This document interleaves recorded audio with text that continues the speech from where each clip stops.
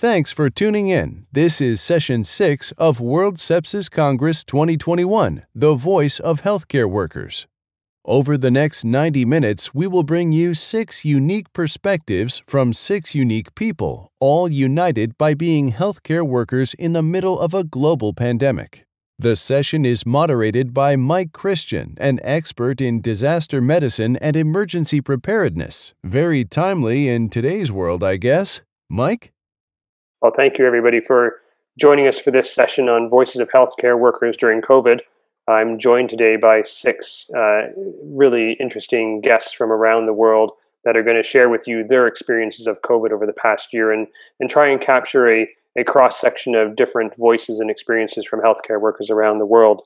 I'm Mike Christian. I'm an intensive care physician with a background in infectious disease and public health, coming to you from London, England, but previously from Canada, where I started my career largely in SARS and then have been in this field and working in emergency preparedness and disaster management for the past 15 plus years. Joining me today, we have Matt Walton, who is a junior doctor here in London, England as well, who was working in the A&E and intensive care in one of the hardest hit ICUs or hospitals during the first wave of COVID. Also coming from Australia, we have Samantha Bates, who is a nurse by background, currently a critical care research manager with 24 years of experience in nursing and healthcare, and will be presenting the perspective from down under, joining us bright and early in the morning. So thanks so much, Samantha, for getting up so early. Coming to us from South Africa, we have Marvin Murr, who's a professor and clinical head of intensive care medicine there in South Africa. Also, we have Benedetta, who's joining us from Geneva, Switzerland, who is a professor of infectious diseases. She's trained all around the world and worked all over the world in various different outbreaks and is currently with the WHO in Geneva. And then we also have Ditesh, who's from Nepal. He trained previously in Toronto, my hometown, but now works in Nepal as the ICU coordinator and has been involved in research internationally during this COVID outbreak.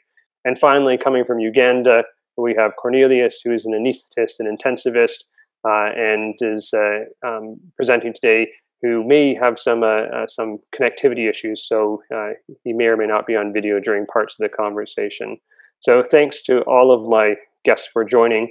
We're going to begin this session by giving each of them a few moments just to present their background and experience over the past year during the pandemic. I encourage you to include your comments in the chat. I'll do my best to capture them. After all, it's because I've had a few minutes to give their opening comments. We'll then go into a round robin discussion and try and address as many of your questions as possible. So Matt, if you want to kick us off and take the floor, please tell us about your past year of COVID in London.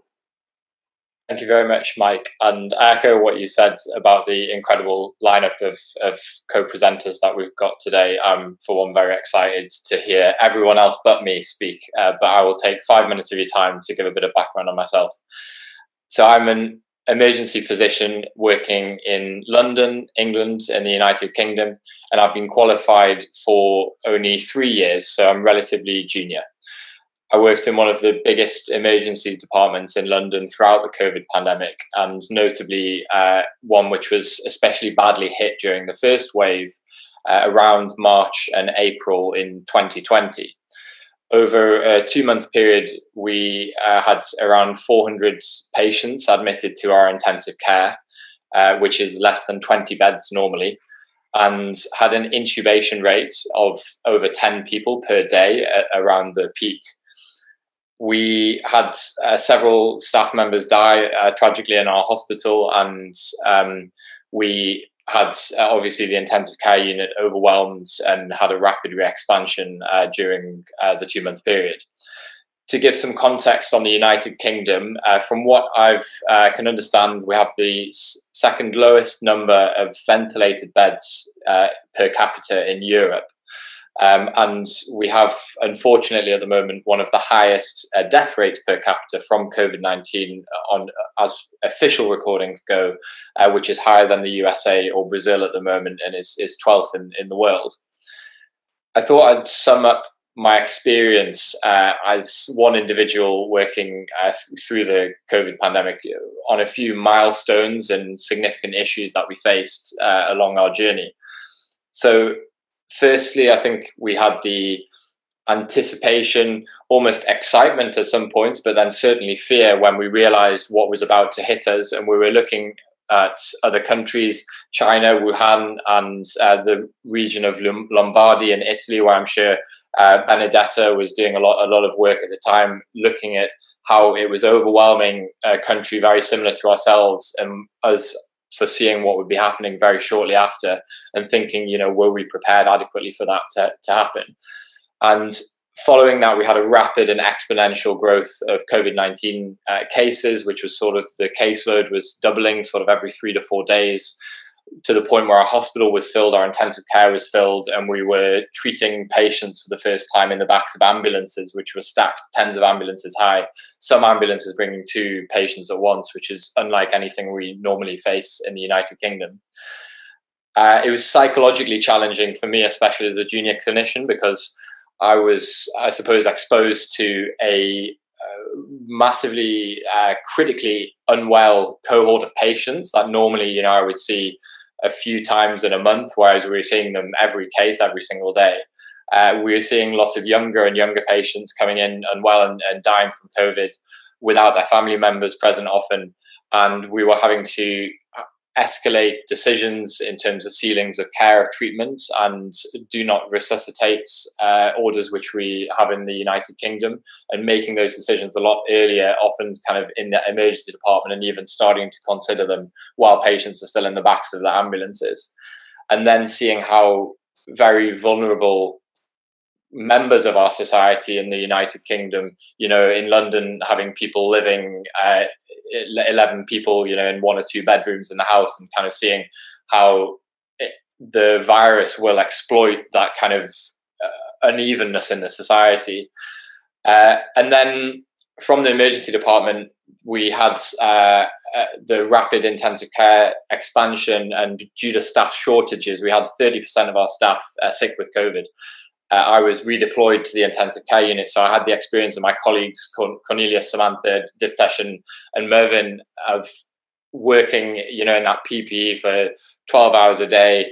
Our rota was 50% night shifts, 50% day shifts, and a 50-hour week. And I had the terrible privilege of looking after my own colleagues and their families who were unwell and admitted into intensive care. And we were transferring out 40% of our patients to our neighbouring hospitals. And the intensive care, doubled, tripled, quadrupled in size, filling up wards, operating theatres, and sourcing ventilators from the anaesthetic rooms, for example. One of the significant issues we faced, despite being normally a very well-resourced country, was personal protective equipment. For me, this would be kind of wearing what I perceived to be a reduced standard of personal protective equipment. So at the start, the standard that was required in the United Kingdom was similar to what you would see an Ebola patient with a full hood, the visors, the boots and everything. But for my first patient, I was already using clinical waste bags on my feet because of the shortages of equipment. And then the requirements were downgraded, so it was viewed as a high consequence infectious disease like SARS or Ebola, but then it was decided that we would the next day be seeing patients in a surgical mask and an apron, which was quite a big psychological step to make. And then despite this, we still had inadequate supplies, and we were not able to be all provided with the adequately fitted FFP3 masks necessary to protect from aerosolizing procedures. And multiple of the staff, as I'm sure is the same case around the world, showed remarkable bravery of entering clinical environments where they were knowingly unprotected and hugely self-sacrificing and brave acts on behalf of their patients, which was phenomenal to witness. And then, of course, we had some staff deaths, one of whom I worked with, which is incredibly tragic, incredibly difficult as a human being and as a team to deal with, and something that I think I've learned a lot from the experience that maybe we can think about in later in the conversations. And then also in terms of learning, I've had the opportunity to collaborate with Mike Christian, the chair of this meeting, where we co-authored an academic paper on finding out ways to support the mental health of our healthcare workers and how we can provide strategies for organizations, leaders of teams and individuals to pragmatically support healthcare workers who are dealing with such crisis in the pandemic. And of course, I took positives away from this, like what a privilege it is to work with amazing colleagues and the privilege of feeling, pricelessly valuable and caring for patients in their time of need. So anyway, I think that's my time up. So I will stop speaking, but I am fascinated to hear from everyone else, and I can't wait to hear your experiences. Thanks, Matt, so much to dive into there later with all the impacts, and particularly your comments about the psychological impacts. Moving on now to Samantha from Down Under. Thank you so much for the introduction, Mike. And Matt, you've sort of set up a very humbling scene, and I almost feel embarrassed giving a small snippet of our experience in Australia. Okay, so apologies to those that are listening out in the world if you couldn't hear me. So I'll just introduce myself again. I'm a research nurse in intensive care in Melbourne, and I was just quite humbled listening to even Matt's experiences from the UK experience of what they experienced with COVID. I believe we're very humbled in Australia that we've had nothing like what we're seeing on a catastrophic level with patients presenting with COVID and elsewhere around the world. But in particular, there was a real fear that we were going to not have any adequate PPE to protect healthcare workers and face severe shortages of PPE and protective gear for staff in particular. So although I am an intensive care nurse by background, I've actually been a research nurse for about the last 10 years, specialising in critical care research, and I've worked on a number of sepsis trials in the past. But we ended up developing a device to help protect our healthcare workers, and we found ourselves in a very different space of looking at some trial and innovative device design. So one of my, and these were some of the images that we were seeing from around the world in an effort to contain the spread of virus. There were certainly images coming out of Italy with patients on CPAP bubble helmets, and there were some rather crude attempts at, I suppose, trying to contain virus spread from infected patients as well.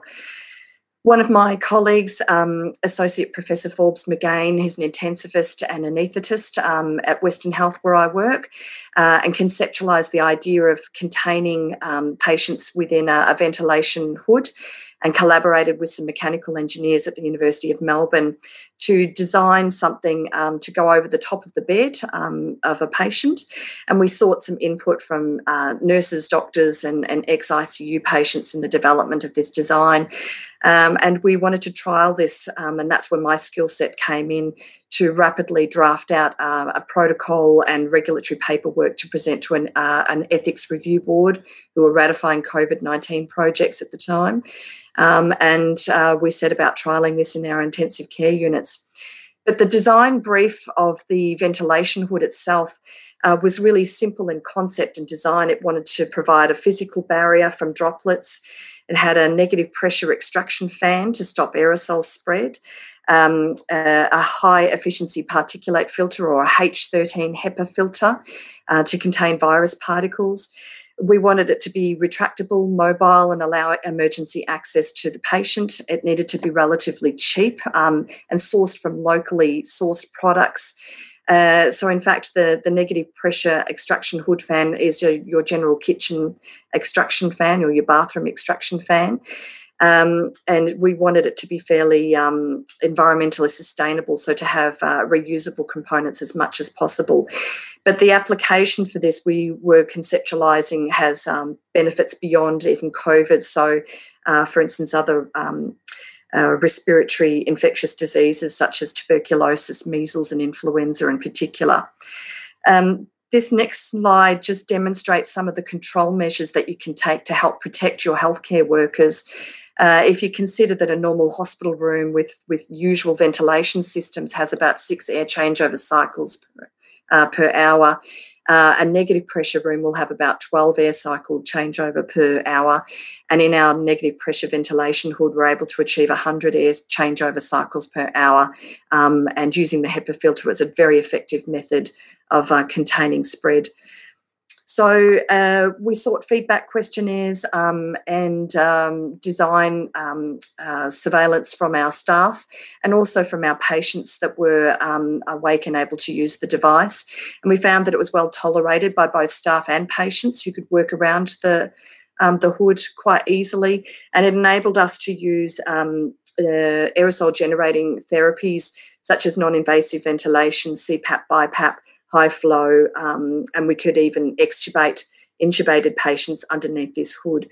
So for us, in trying to combat the shortage of negative pressure rooms, this quickly became adopted as our standard piece of equipment. And at the height of the pandemic, we had pretty much every patient in our intensive care units under one of these ventilation hoods. The attack rate for staff was extremely low. We only had 3 nurses that contracted COVID-19 and 3 doctors that also were positive for COVID-19. So we genuinely feel that this was a really positive move to help protect our healthcare workers, and it was embraced wholeheartedly. In particular, my involvement was with looking at the sustainability and reusable options. We trialled many different types of grades of PVC for the plastic cover, and we had significant engagement with my infectious diseases consultants and infection prevention team about cleaning these devices. In particular, we were looking at something like this being used for other hospitals around the world, as a potential device to help them combat shortages of equipment and controls. And so we ended up trialling a lot of manual washable processes, which I ended up coming in after hours, late at night, on weekends, because it was a dire need to keep using these devices as more patients were coming through. So we've now refined it to a washable process where we simply peel off the plastic cover. We can put them in a washing machine at a 60 to 65 degree wash with a detergent agent for a minimum of 20 minutes. And it cleans and disinfects not only SARS-CoV-2 virus, but of course VRE, CPE, MRSA, any other bugs that you can think of. And we're also now investing in using our central sterilising services to also clean and disinfect the covers. And the frames, of course, get manually wiped down in between patients as well. So in terms of the significant impact this had on our healthcare worker staff, look, we had nurses that were thanking me profusely for the efforts that we went to in trying to help protect them. They felt much safer. We couldn't have rolled this out at a better time because it was just before our second wave. I even had nurses that were coming back early from their maternity leave because they felt safer returning to an environment where we could better protect our healthcare staff. So they were palpably frightened, I think would be the word to describe where staff were at the start of the pandemic. But introducing these devices certainly helped lift the morale and mood for our staff considerably. I have absolutely no financial interest in this product at all, and I will disclose that up front, but I have just put some information there on a slide if anybody listening out there is wanting some more information about that. We've now shipped and transported these to countries such as Papua New Guinea at the moment, which are experiencing a severe wave of COVID. Thursday Island, Nauru, we've shipped some units to Exeter in the UK, around early January when they're experiencing some dire numbers of COVID patients as well. And we'd love to see these being perhaps picked up or used by other hospitals around the world if it's going to be a benefit in helping protect healthcare workers. So that's my journey, something a little different. I've been extremely tired throughout that entire process, but there was an urgency and a need to help protect our staff. And although I was pressured to be redeployed back clinically at bedside, I found a real torn sense of commitment as to where my best responsibilities lay in being redeployed bedside as an intensive care nurse for bedside shifts, or to continue on with our really important research work. And I'm very grateful that we were able to keep me supported in the research perspective to help develop this product. So there you go, something a little bit different, a little bit interesting from my perspective, and I hope you found that interesting, and happy to receive some comments and chats about that. Over to you, Mike.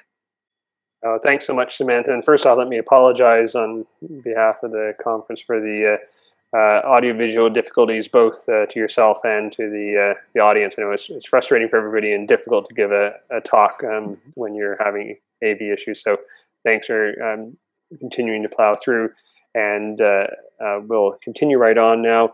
Next, we'll move on to Mervyn, and keep your questions coming in, and I'll get to those when we get to the round robin. So over to you, Mervyn. Thank you very much, Mike, and thanks very much to Matthew and Samantha for those fascinating insights. And before I begin, I just want to pay personal homage and tribute to all the courageous champions, healthcare workers around the globe, just remarkable colleagues and friends that we have. I'm going to take a slightly different spin on things and try and, in fact, demonstrate what feasibly can be done under the most arduous circumstances. And just to put that into perspective, I work in a low middle income class country, in many areas enormously resource limited. 55% of South Africans live on under the equivalent of $2 per day. We have large numbers of people who live in single dwellings, in informal dwellings, and we don't really have a very structured way of public transportation. So 16 million South Africans travel in minibus taxis every single day to work, sitting on top of each other. And so when we have a look at that sort of scenario, it really posed pretty significant problems with that sort of background when we realized what feasibly we may be facing. I put down a couple of points here that I'd like to run through. There are 10 points, and at the end of the discussion, we'll conclude. But people have asked me, what has the last 13 months in our setting been like? And if I had to use terminology, I'd use the following terms: taxing and tantalizing, eerie and enthusing, and in fact, enormously educative, intrusive and illuminating, demanding and distinctive, but importantly rewarding, and a time for reflection. And I think multiple lessons have been learned from the COVID-19 issue that certainly in a low middle income class country we can try and share. And for me, the following elements were really relevant. Preparation. So we followed on elsewhere in the world, and as soon as we in fact heard what was going on in China, we realized that this may become a global phenomenon. And so we'd had a little bit of the gift of time, but early on, we got a representative body together in my own hospital, which was a designated referral hospital, without a single dedicated full-time intensive care post, not one in my hospital, yet we were the referral center. And we got all these role players together, and after our first meeting, we in fact had a protocol, which was later refined and widely adopted.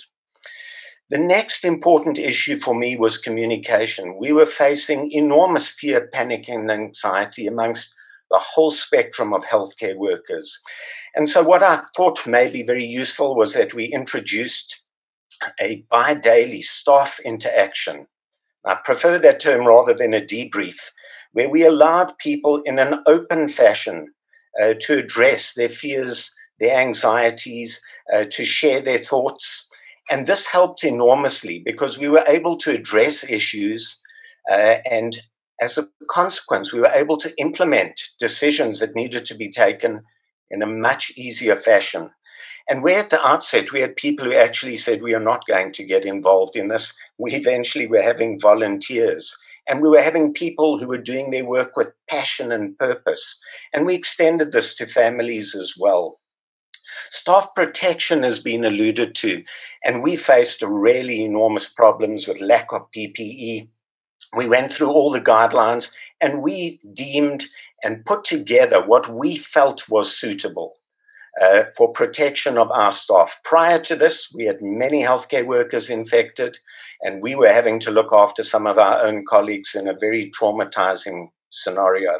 Once we put together what we felt was appropriate, looking at guidelines, we initiated our own training until, in fact, people were unbelievably confident with things. And following that, we had very little or no further infections. Challenges bring opportunity. And in my mind, when we were asked early on, should we be putting up field hospitals as we'd seen all over the world? And my impression was we should be expanding our existing facilities in resource-limited settings for a number of reasons. Number one, to accommodate patients with COVID-19. But number two, we would be able, post-COVID-19, to retain those facilities and potentially offer a service to thousands of of individuals, patients down the line with benefit for years to come.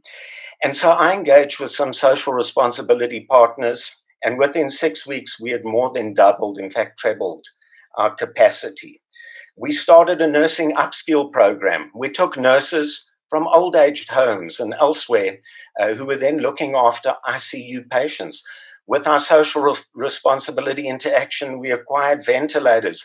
We helped develop and initiate a CPAP device that could be plugged in to the wall. And in fact, this revolutionized outcomes of patients, and we salvaged many, many patients. Simplicity for me is absolutely paramount to the way we should be practicing in any healthcare scenario.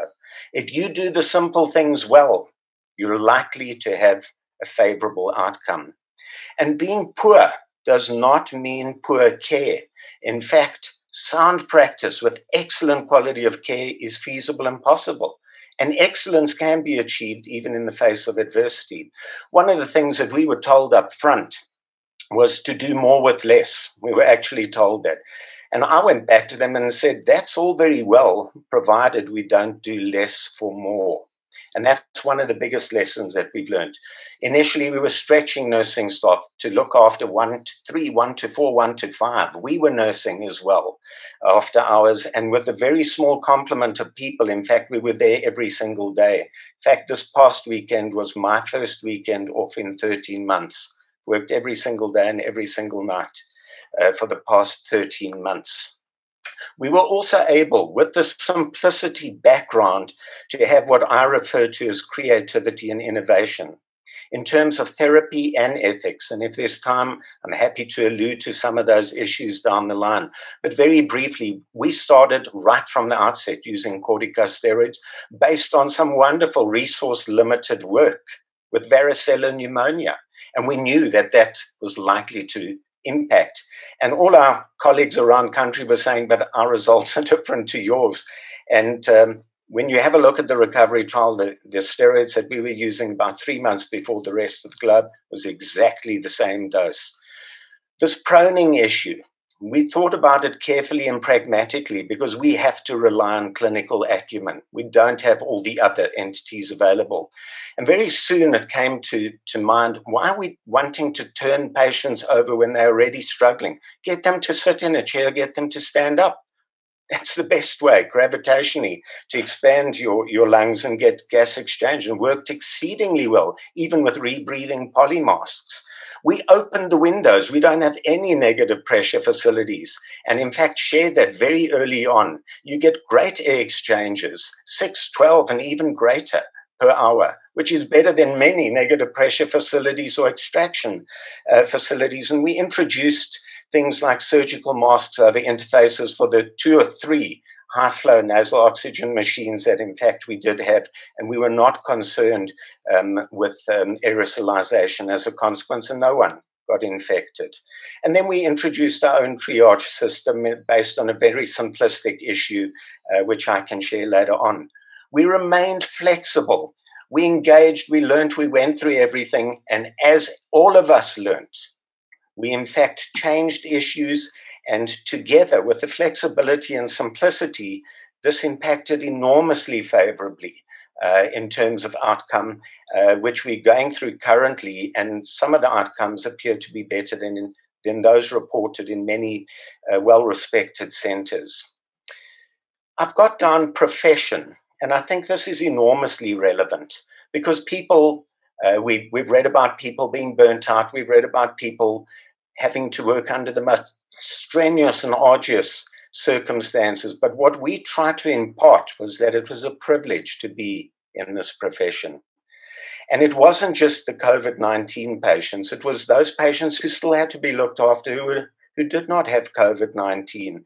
And that made getting up every single day very, very easy. Critical care is really relevant. And I think what COVID-19 has done is bring to the fore the relevance of critical care, irrespective of where we in fact practice. In my own setting, with the expansion project that we undertook and the nursing upskill programs, in my own setting, we've advanced critical care 10 to 20 years.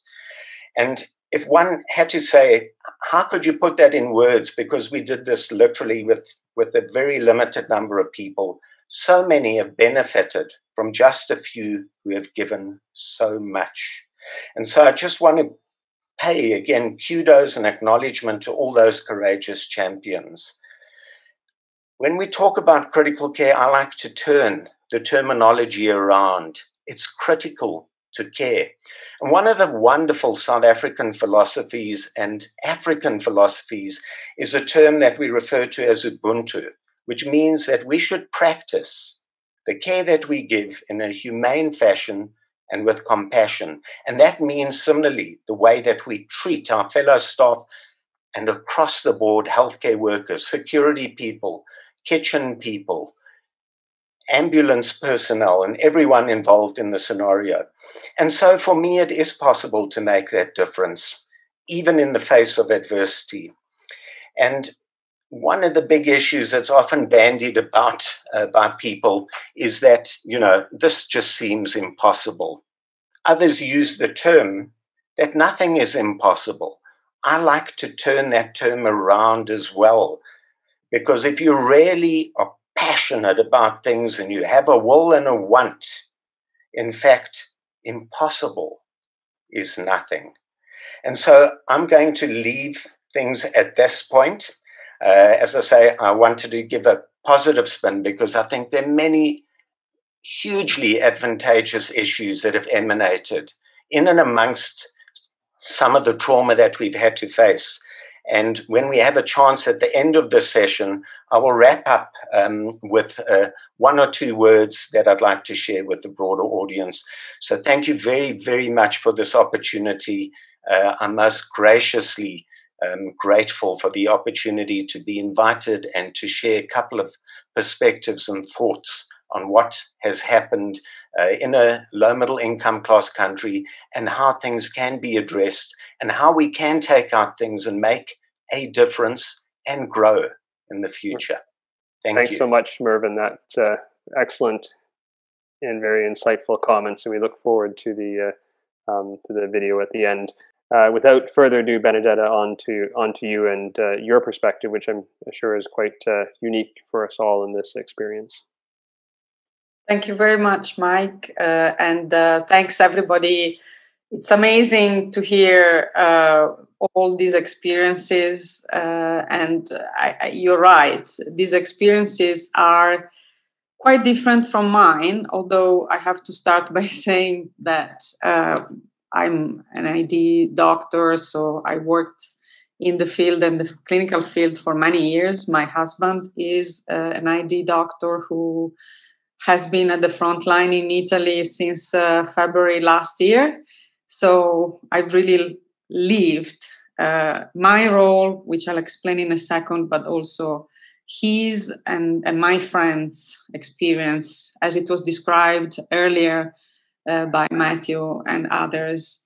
So I'm the technical lead for infection prevention and control at WHO HQ. So over the last 15 months or so, I've been working very closely with a number of colleagues in the health emergencies program. My program is actually the one which normally takes care of infection prevention and control in normal times. So I'm in the Department of Health Systems, but being the lead for IPC in HQ, I've been immediately taken into the field, actually. I did a mission to Italy starting on the 25th of February last year, when the epidemic had just started in Italy a few days before. And with my colleagues from the European office, we were deployed to support the ministry at the very beginning. So I have to say, obviously, I think the outcomes of my experience, even if it's very different from yours, are probably very similar to many things that have been said. So first of all, my work has been, as you know, with other colleagues and many experts around the world, to assess the emerging evidence in the field of epidemiology, IPC, transmission, and also clinical management, and try to develop emergency guidance. We have done this under, as you can imagine, different type of stress from many of you, but high pressure, high stress, and high speed, and only in the field of infection prevention and control. In about 1 year, we developed 14 guidance documents, all of which have been updated at least once, and some of them 4 or 5 times. So it has been really a lot of work, very challenging, assessing all the evidence coming through, in particular, as you all know, through the system that has developed in terms of non-peer-reviewed evidence that is publicly available, and therefore it is very challenging to assess its quality and therefore meaning in order to inform guidance development. So this has been extremely challenging, including, as you know,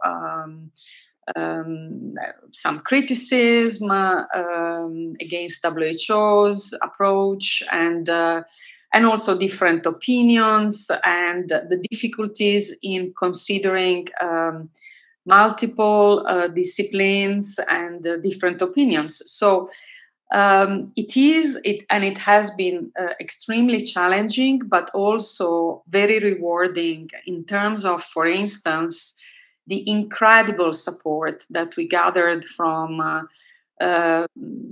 hundreds of experts around the world who, since more than 1 year, have been with us every week. We have a group of experts only advising on IPC, which is 38 people from many disciplines, from 25 countries, and they are with us every week. So we work together and we have felt extremely supported. One element that has been mentioned regarding health workers is psychological burden, workload, burnout, anxiety, depression. As you know, there are systematic reviews showing that, for instance, the level of anxiety and depression is highly, significantly higher than in other professional groups. Problems with stigma and bullying. So all these aspects, I have to say, have been reflected also in part in my personal experience, in experience of other colleagues around me. So I felt very sympathetic with many other colleagues around the world, in particular related to these aspects. Another consideration I would like to make, and this comes to the point of considering what is the similarity with sepsis. There are many similarities, as you know, starting from the fact that sepsis is a complication of infection and is the final common pathway to death from many infectious diseases, including COVID-19. There are many similarities that others can point, but I want to point one in particular, which is that we all know that sepsis emerges when early diagnosis is missing, and this has a clear impact on fatality rates and on also consequences, longer-term consequences of sepsis. So I think that at the very beginning, in particular, clearly COVID reflected these aspects of inability to really detect early enough infections, and therefore the evolution of complications, including sepsis and sepsis shock in COVID patients, and therefore the problem of not having in place the right triage systems, the right surveillance systems, the right referral capacity in low middle income countries. But it's amazing how this completely jeopardized health systems also in high income countries. So I think that this is an important point of similarity, and this leads to another point I have to say is the role of prevention then. Prevention and early diagnosis, which has been an issue. Preparedness, prevention, infection prevention and control systems in place, which clearly have shown many flaws, gaps, and defects in this pandemic, both in the community and in particular in healthcare facilities. So, as you know, especially the high incidence of health workers' infections in the early times of the pandemic has clearly been due to lack of standard precautions, lack of knowledge about really basic principles, as other colleagues have talked about, and the lack of also understanding of how appropriately use PPE and basic practices such as hand hygiene and, as I said, correct use of PPE. It is amazing also from the guidance development point of view, I think, at least in my experience, the fact that in this pandemic, we had to face issues of infection prevention and control, which normally I used to deal with in low middle income countries. I have experience in all the Ebola outbreaks of the last 5-6 years. And only in those conditions we were discussing about glove reuse or lack of PPE, decontamination of PPE. And it was kind of a niche area for the research in my field, which never got traction, never got interest. And instead now we have global expert groups in all countries, including high-income countries, working on research related, for instance, to the contamination of PPE, as it has been explained. So it's amazing how this has become a global reality, our tiny area where, as I said, I felt throughout my work experience like IPC as the Cinderella of many other areas.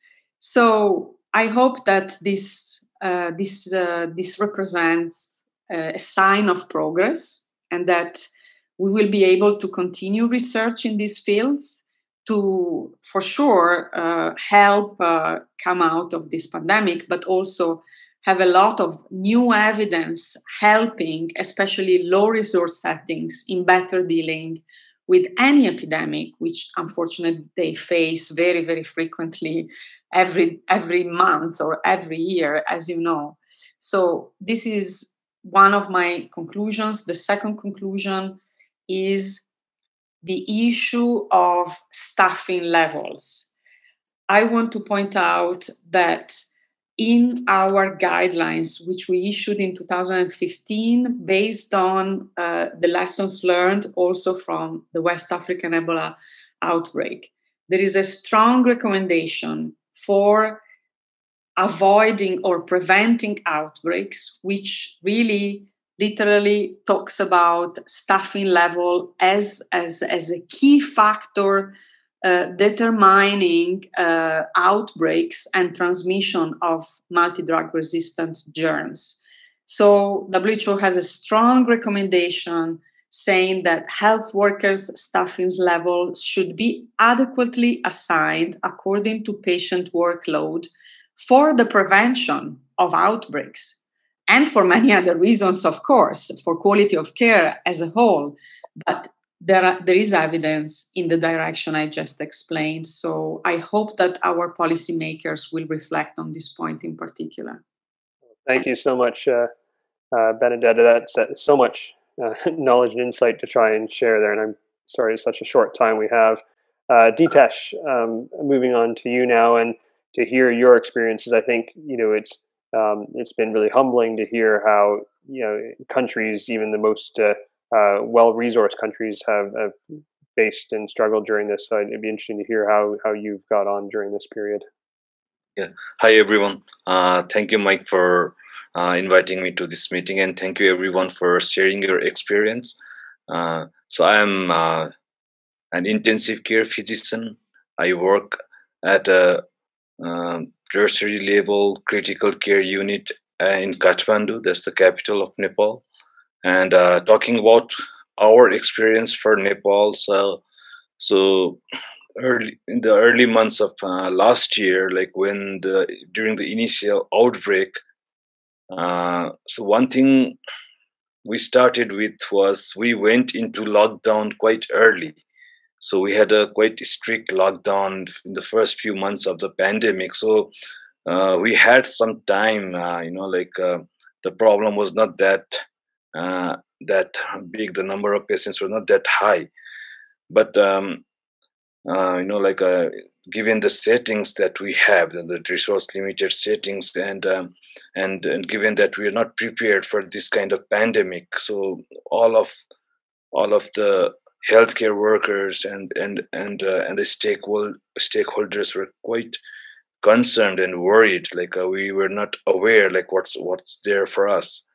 So, but the real problem started only after September, October last year. So we had a big wave of COVID patients during that time, and in setting like ours, where the access to healthcare facilities, like even access to basic healthcare facilities, are limited. And being an ICU physician, so we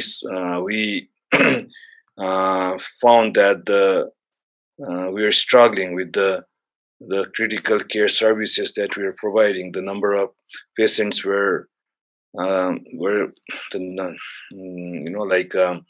especially the elderly ones, the number was really getting higher, and the mortality rate was quite high.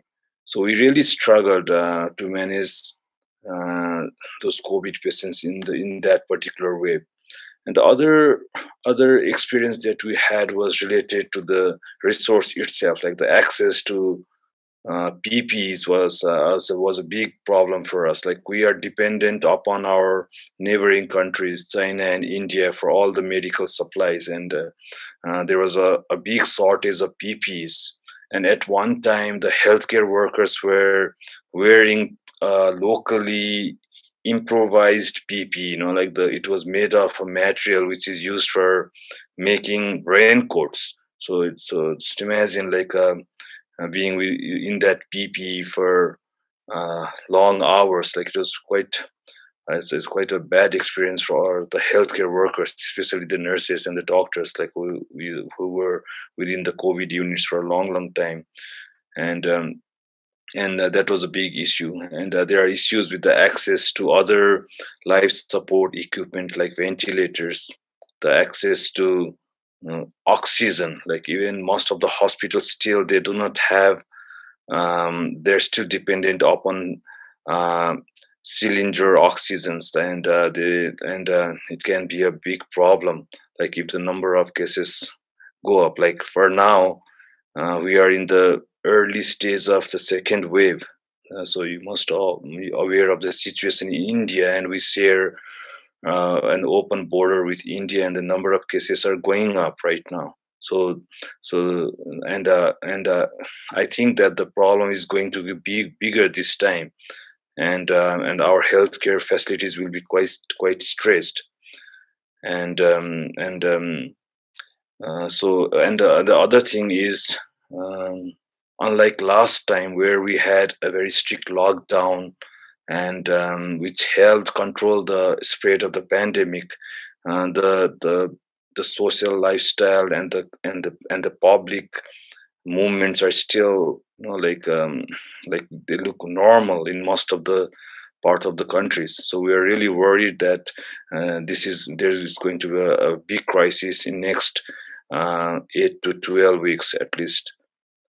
And when we talk about the preparedness, so it comes down to the availability of vaccines and the rollout of the vaccines. So we're struggling with vaccinating our the people. Not only the even the vulnerable ones haven't received. Like and the coverage of vaccination is quite low. So there are lots of issues, and regarding the current situation of COVID.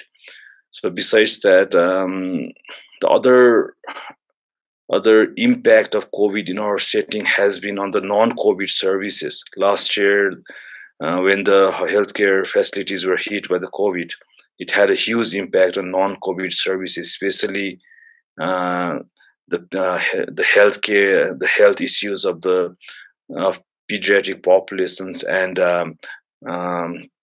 especially the pregnant women. So the maternal mortality rate was quite high during the pandemic, and I believe that it was the impact of the COVID on the non-COVID services.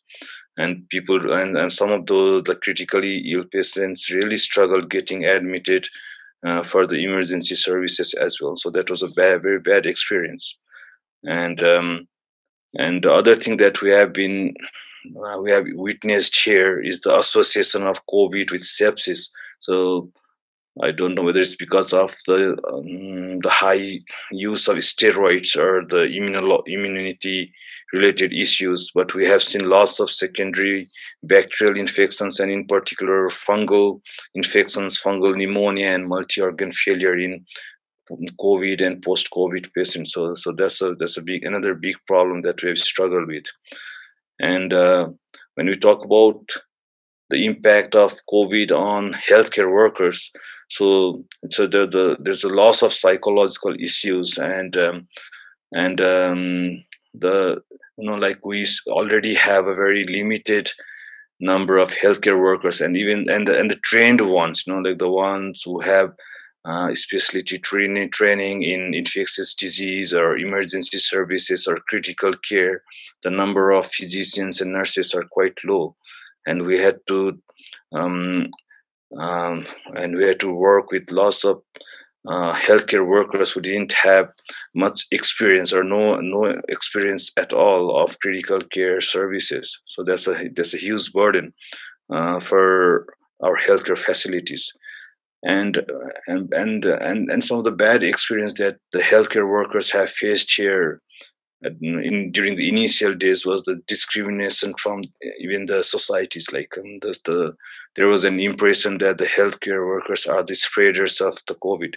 So some of the nurses that I work with, and they had to go through this discriminatory behavior in their communities. So that was a bad experience. But over the months, it has changed. Now the people have become more aware, and so we don't have that kind of situation right now. but the workload and the mental health issues with the healthcare workers is quite significant, and different protocols which have been implemented where there has been gap in between the patients and the families. Like in the earlier system, the families were like they were involved in the care of the patients, but this time because of the COVID, there's a huge gap in, and the families haven't been able to even meet their loved ones in ICUs and the COVID wards. No matter, like, we do try sometimes to help them, but it hasn't been an easy job, so lots of psychological issues for healthcare workers and the families as well. Yeah. Oh, sorry. Thank you, Ditesh. It clearly has been a trying time there, as it has been for so many of others that we've heard. I just want to make sure that we move on to Cornelius now, because he's been hanging in there throughout all of this, and hopefully your connectivity's okay. And I'll hand over to you now, and we can hear your experience, and then move on to the questions shortly after. All right. Thank you very much, Mike. I think a couple of experiences that have been shared are similar to what we experienced here in Uganda. So Uganda is a pretty young country. We literally have about half of the population is under 15, and about maybe 78% of that population is under 30. And looking at the global COVID-19 severity of illness, which was mostly in the elderly, when we compared that to our population, we had about at least 10% of the population that was above 50 years. So in view of that, one would say that we would potentially be kind of confident that we wouldn't have much of that impact here. But I think at a certain point in time, we had our first case in Uganda, I think in March, somewhere towards the end of March, and then we went into an early lockdown similar to what Ditesh had in Nepal, and this lasted for about 60 days. And during this lockdown, we used that as an opportunity for us to go through some drills in the ICU in how to manage COVID-19 patients for the healthcare workers, both the nurses and the doctors who would be potentially in the unit and helping to run the unit. What I have to say is that during that time, we had the National Referral Hospital had been undergoing some renovations, but was almost complete. And at the time, I think we had a capacity of about 30-bed ICU, and probably the biggest in the country. However, there would be, of course, challenges with manning the unit up to about 30 patients. So the designation was that all the patients who are COVID-19 critically ill or severely ill would be coming to the National Referral Hospital. And somewhere around July, we got the first ICU patient. And similar to what Martin said, we didn't really at the time we didn't really have negative pressure, and so we had to open the windows and allow the air to flow in and help us to eliminate the virus. But with the PPE that we were putting on at the time was similar to what people would put on for Ebola, and so it was pretty uncomfortable. And then, of course, the stigma the nurses experienced in the sense that they couldn't go back home. Some of them spent a lot of months without going home and seeing their families, and they had to stay around within the hospital just so they can continue their care. But during that time, I think in terms of the staffing, we were quite limited in the number of doctors that we had. I think for about 6 doctors at the start, but the numbers eventually got bigger with other doctors coming in. And then, of course, we had about 20 ICU nurses who were split from the another ICU within the National Referral Hospital. So we had about 2 teams, and half of the team was managing the COVID-19 patients, and the other half was managing the non-COVID-19 patients, which was pretty difficult because it meant a lot of work for the nurses and also for the doctors. It became quite challenging, especially in the months of November and December, when we had a very huge surge and the wave was really massive for us. The mortality rate was pretty high, and I would get asked questions like, why do we keep doing this? What's the point of all this if the patients are going to die? And my response was always, there's always that one patient that you can save, and that means you have to keep going. But it was pretty challenging during that time, and over January and February, we had a bit of a wind down, and there were less patients in the ICU for us to deal with. We decided to get a bit of a break, and that kind of marked the end of the first wave. But one of the things that I found challenging while I was in the ICU is that the patients that were being reported in other countries in terms of age and them being old, when it wasn't necessarily the same here. We had the median age was, I think, about 50 years, and we had so many young patients coming in, and these were age mates of mine, some of whom I actually knew, and it was difficult to keep them away from death because of so many challenges, including them being so sick. In terms of, I think you've all seen patients with COVID-19 and their requirements for sedatives and oxygen, and it's really through the roof, to the point that we had to ask ourselves the question of whether we should even go ahead to intubate, because we knew we just didn't have enough of some of the drugs that we needed at some point, especially when the surge was at its peak. So it was one of those challenges that we don't really want to go back into now that the first wave is done. And I hope that maybe the vaccine can help us to reduce the severity of disease and make sure that a majority of patients don't end up in the ICU. So that's been my experience. I think the healthcare workers did a wonderful job here. The nurses, I think, are the heartbeat of the ICU. And without them, we couldn't have done much. And I think the patients who went through the ICU and had the experience of getting out really did a lot in helping us to pass on the message to the communities and informing them of the challenges and the benefits of making sure that they follow the SOPs that were stipulated by the Ministry of Health.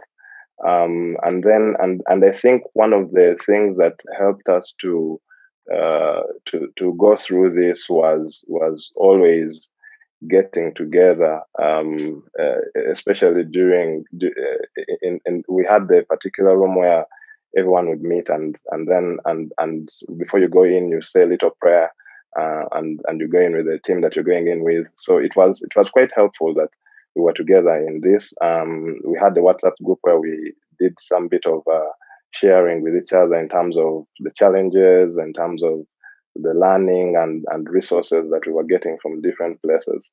So we had a bit of time before we had the first wave. However, during the months of November and December, we also had the benefit of having more doctors coming in and more nurses coming in. The one thing that I would say was wonderful about this whole experience is that it highlighted the need for critical care.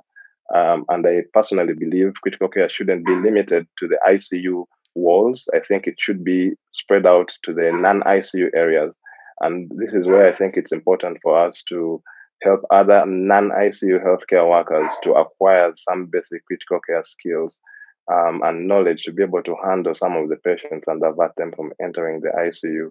And I think that would go a long way, especially in low resource settings, in reducing the need for ICU and ensuring that a majority of patients do make it out. I think I'll submit back to you, Mike. All right, thanks so much, Cornelius. Wow, everyone, that was so much to take in and listen to all those different stories. There's certainly some themes that are coming out from across the different stories, the challenges and stresses that everyone has been working under, but at the same time, this feeling of never being needed more in your entire career, particularly some of us who have been in these forgotten careers of sometimes feeling forgotten, infection control or emergency preparedness, where you're sort of, when things are going right, you're never really noticed. So that's been challenging, that juxtaposition. The shortage of resources that people have faced, but then at the same time, how everyone was always looking for solutions, and the innovation that was driven from it was quite remarkable. And then, of course, I think the most profound has been the human impact on both patients and providers, of course, in all different fields, whether you're in any country and on any different type of role. I think one of the questions that I had I was going to come to with first was just back to Matt, and because being the junior sort of colleague on this panel, when you just recently started your career 3 years ago, you said neither you nor your colleagues ever anticipated you'd find yourself in the middle of a pandemic at this point. How do you think this experience has shaped your career and your colleagues' careers going forward? So definitely, I think none of us beforehand, unless you had insight into the world of infectious diseases, could have really, on a day-to-day basis, imagined that this would happen so quickly and that we'd all be launched into this situation. I think there's been impacts on myself and my colleagues which could be negative and positive. So I think from a negative point of view, there has been the mental health burden, as lots of my co-speakers have alluded to, of that hyperacute cases, the trauma of seeing so much death at such a young age, especially for myself, and the concern, which, I don't know right now what the effect that will be on me in future. So there's some research coming out saying that the rates of post-traumatic stress disorder is potentially around 10% in critical and acute care, which is actually higher than what some of our British military have experienced after the wars that they fought in Iraq and Afghanistan.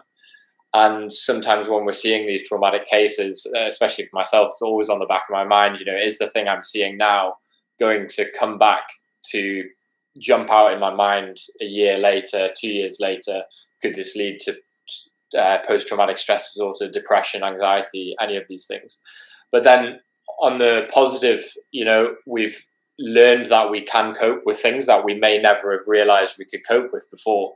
And from such a junior level, I've had experiences from a clinical perspective which will stay with me for life. And I can probably look at a really sick patient now and feel far more confident than I would a year ago, because I've had that experience of dealing with so many, and especially on a kind of mass casualty point of view, that experience may prove invaluable, touch wood, if that ever happened in future. And I think, as others have said, the final thing would be the value in society that we now all feel. I think that confidence and that feeling like, you found your place in the world, and that you recognize your own value in the way that you can help someone at their most desperate time of need. And that's something that I will, if I never worked another day in my life, I will always be proud of the time that I've spent over the last year being able to do that work. That's very fascinating and incredible insights, Matt. We were talking about coping skills, and everyone in this call has managed to get to today after this difficult year. So I was wondering if any of you had any other top tips, number one sort of coping strategy that you've used or that you've seen has worked for your